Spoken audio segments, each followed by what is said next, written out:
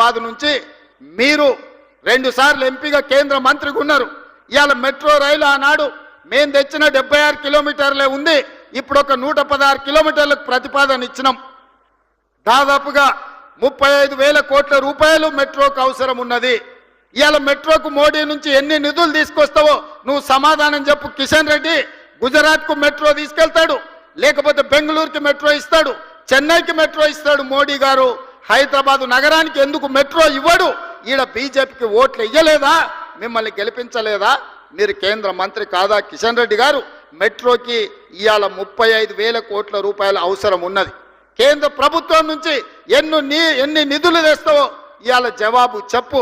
ఇవాళ మల్లన్న సాగర్ నుంచి గోదావరి జలాలను ఈ హైదరాబాదు నగరానికి తాగడానికి తేవాలే. అదే విధంగా ఉస్మాన్ హిమాయత్ సాగర్లను ప్రక్షాళన చేసి మూసిని పునరుద్ధరించాలంటే గోదావరి జలాలు